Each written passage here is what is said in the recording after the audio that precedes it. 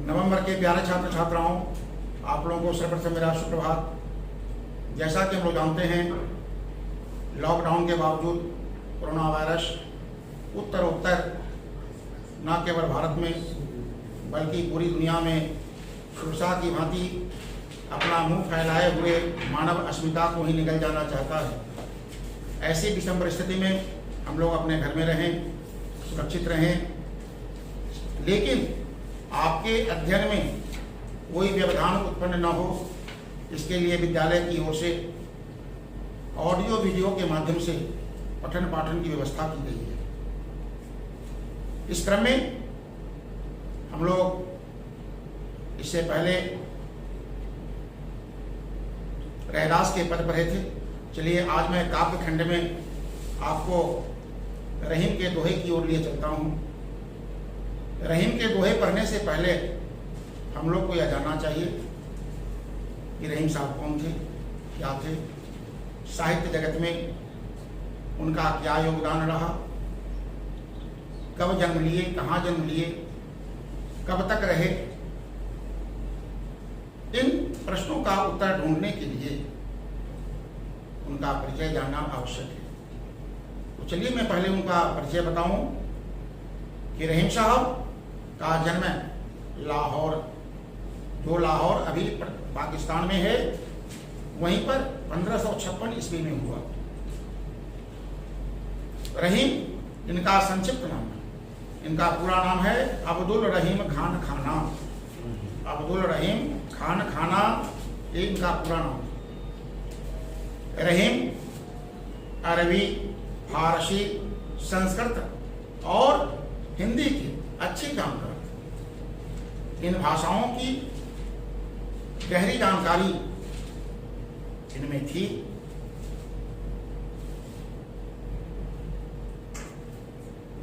इनकी नीतिपरक उक्तियों पर संस्कृत कवियों की स्पष्ट छाप परिलक्षित होती है। यानी नीति की बातें जो इन्होंने किए, नीति की बातें जो इनके द्वारा की गई, उसमें चूंकि संस्कृत के बहुत अच्छे ज्ञाता थे, संस्कृत के बहुत अच्छे जानकार थे, इसलिए संस्कृत में एक से बढ़कर एक सूक्तियां सब है। इन सूक्तियों का प्रभाव इनके नीतिपरक बातों पर पड़ी। रहीम मध्ययुगीन साहित्य को 3 युग में बांटा गया है: प्राचीन युग, मध्य युग और आधुनिक युग। तो रहीम मध्ययुगीन दरबारी संस्कृति प्रतिनिधि कवि माने जाते हैं। रहीम साहब मध्य युग में दरबारी संस्कृति एक परंपरा चली थी। बहुत से कवि किसी न किसी राजा के दरबार में रहा करते थे। राजा का गुणगान करना, उसी क्रम में साहित्य की रचना करना, ये उनकी प्रवृत्ति थी। रहीम साहब भी दरबारी संस्कृति के प्रतिनिधि कवि माने जाते हैं।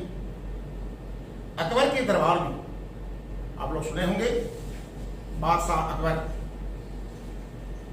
जो अपने जमाने के महान शासक रहे हैं, तो अकबर के दरबार में हिंदी कवियों में इनका महत्वपूर्ण स्थान था।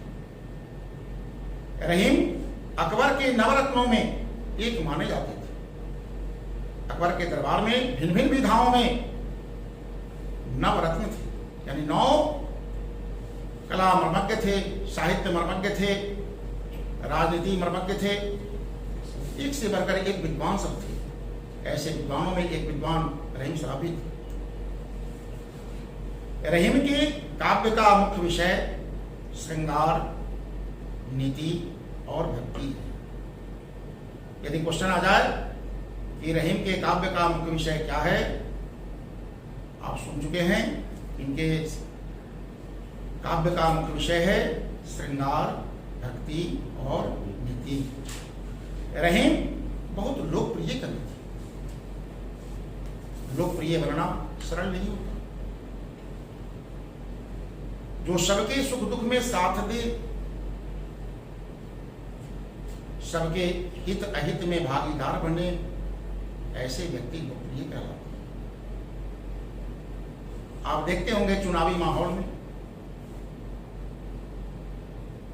लिखा हुआ मिलता होगा कि हमारे लोकप्रिय और कर्मठ उम्मीदवार। तो यह विशेषण जो उनके नाम के पहले लगा, इसका अर्थ है कि वह व्यक्ति समाज के हर वर्ग की सुधि लेता है, सबके दुख दर्द में हाथ बटाता है। तो रहीम साहब भी बहुत लोकप्रिय कवि थे। इनके दोहे सर्वसाधारण को आसानी से याद हो जाते हैं। इतनी सरल भाषा में इन्होंने दोहा छंद की रचना की कि जन सामान्य भी एक दो बार पढ़कर इनके दोहों का भावार्थ समझ जाता है।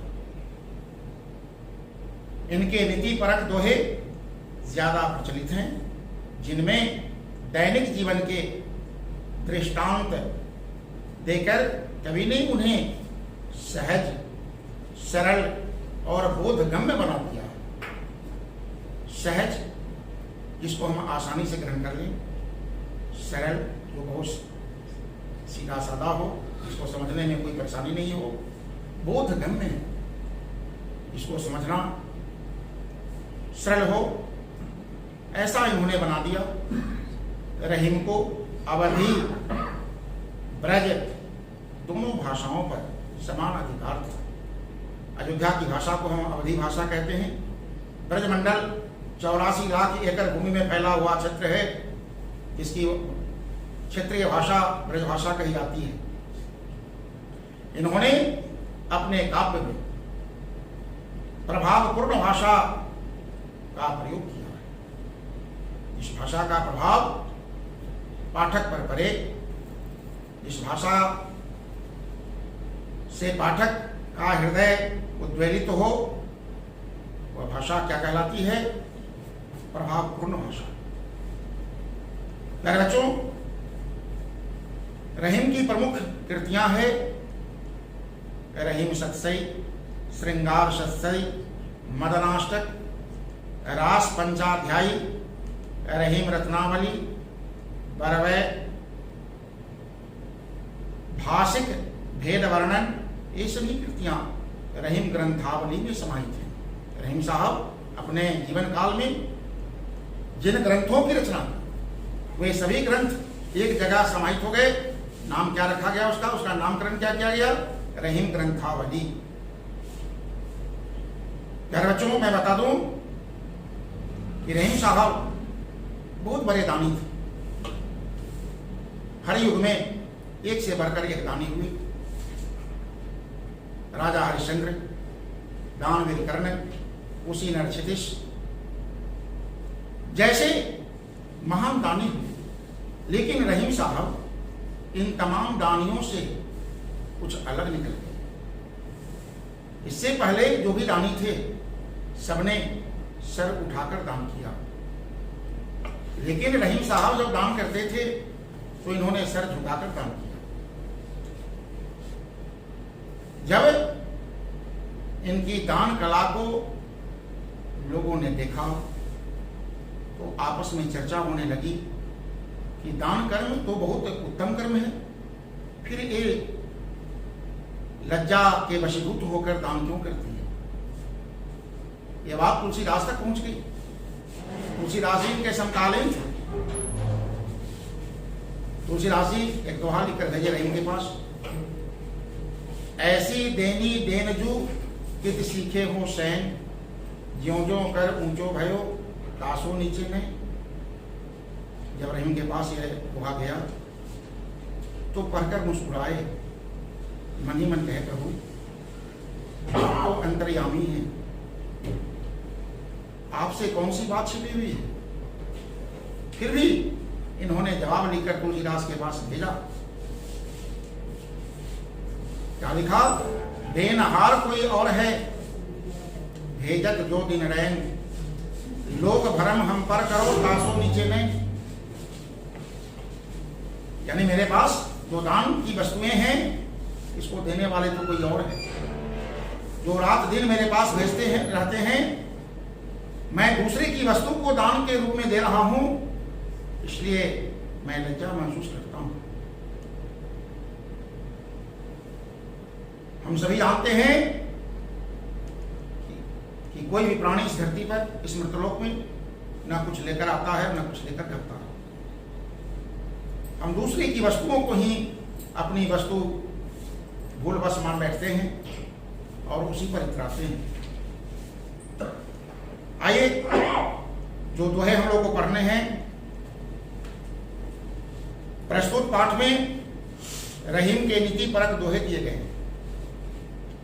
ये दोहे जहां एक और पाठक को औरों के साथ कैसा बर्ताव करना चाहिए इसकी शिक्षा देते हैं, वही मानव मात्र को करणीय और अकरणीय, कि मानव के लिए क्या करने योग्य है और क्या करने योग्य नहीं है। तो जो करने योग्य है वह क्या कहलाएगा? करणीय। जो करने योग्य ना है वह क्या कहलाएगा? अकरणीय। इसकी भी नसीहत देते हैं कि मानव के लिए क्या करने लायक है और क्या करने लायक नहीं है। इन्हें एक बार पढ़ लेने के बाद भूल पाना संभव नहीं है, क्योंकि कभी का विश्वास कि जिस चीज को हम दिल से ग्रहण करते हैं वह जीवन पर्यंत याद रह जाता है, उसको भूलते नहीं। लेकिन जो चीज केवल दिमाग से ग्रहण करते हैं कालांतर में उसे भूल जाते हैं। और उन स्थितियों का सामना होते ही इनका याद आना लाजमी है, मुनासिब है, स्वाभाविक है, जिनका इसमें चिंतन है। तो अब एक एक करके हम लोग रहीम साहब के दोहे को पढ़ेंगे। कहते हैं, रहीमन धागा प्रेम का, रहीमन धागा प्रेम का मत तोड़ो, तोड़ो चटकाए, टूटे से फिर ना मिले, मिले गांठ करी जाए। रहीम साहब कहते हैं कि प्रेम रूपी धागा यानी आपसी प्रेम को चटकाकर कभी नहीं तोड़ना चाहिए। विषम परिस्थितियां आ जाने पर भी प्रेम की रक्षा की जानी चाहिए। क्यों? इसलिए कि टूटे से फिर ना मिले। यदि एक बार इसको हम चटकाकर तोड़ देते हैं तो प्रेम रूपी धागा दोबारा आपस में मिल नहीं पाता। और यदि परिस्थितिवश मिल भी जाता है तो उसमें शंका रूपी गांठ पड़ जाती है। दो प्रेमी के बीच जब भी लगाव हो जाता है, फिर बाद में समझौता होने पर भी वो प्रगाढ़ प्रेम नहीं रह पाता। दोनों एक दूसरे के प्रति संशंकित होते हैं, इसलिए उस पर शंका रूपी गांठ पड़ जाती है। जैसे हम देखते हैं एक सामान्य धागा को हम दो टुकड़े में बांट दें, फिर दोनों को आपस में जोड़ें तो गांठ पड़ना स्वाभाविक है। इस दुआ से हमें यह शिक्षा मिलती है कि हमें प्रेम संबंध को हर परिस्थिति में बचाकर रखना चाहिए, क्योंकि प्रेम का महत्व सर्वमान्य है। इनका दूसरा दोहा है, रहीमन निज मन की बिथा, मन ही राखो होए, सुनी अठिलई हैं लोक सभा, अब बांटी न लई हैं होए। रहीमन निज मन की बिथा। रहीम साहब कहते हैं कि अपने मन की बिथा, बिथा मन होता कष्ट, तकलीफ, दुख, दर्द, अपने मन की व्यथा को, अपने मन के कष्टों को अपने मन में ही रखना चाहिए। मन ही राखो होए यानी मन में ही छिपाकर रखना चाहिए। क्यों क्यों कहते हैं छिपाकर रखने के लिए? नीचे की पंक्ति में इसका स्पष्टीकरण है। सुनी अठिलई है लोक शब्द। यदि हम अपने मन के कष्ट को दूसरे के सामने प्रकट कर देते हैं तो जो श्रोता होता है वह मन ही मन ऐंठता है, उपहास करता है, मजाक उड़ाता है। बांट ही न रही है कोई, अब कोई इस कष्ट को बांटता भी नहीं, तो फिर कहने से क्या लाभ है? हम क्यों अपने मन की व्यथा दूसरों के समक्ष प्रकट करें? इससे कोई लाभ न हो, मानव ऐसा कार्य कभी नहीं करता।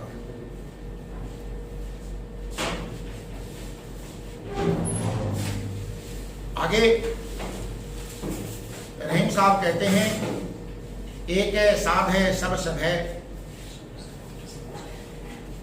सब साधे सब जाए, रहीमन मूल ही सी चबो, फूले फले अखाए। एक साधे सब सधे। देखिए इसमें क्या भाव छुपा हुआ है। रहीम साहब मानव को शिक्षा देते हैं, अरे मानव, तुम अपने जीवन में एक लक्ष्य रखो, एक लक्ष्य की साधना करो। एक लक्ष्य की साधना करने पर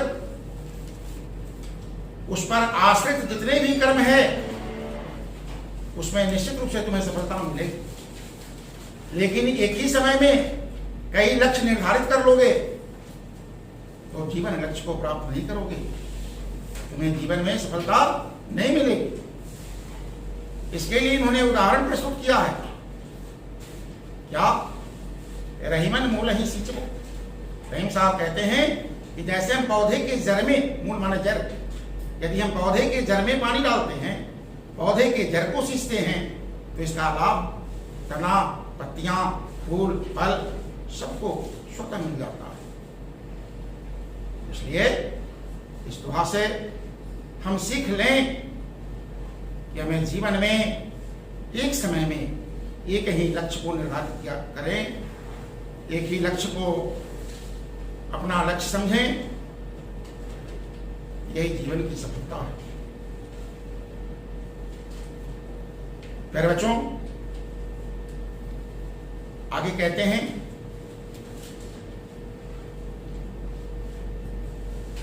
उसकी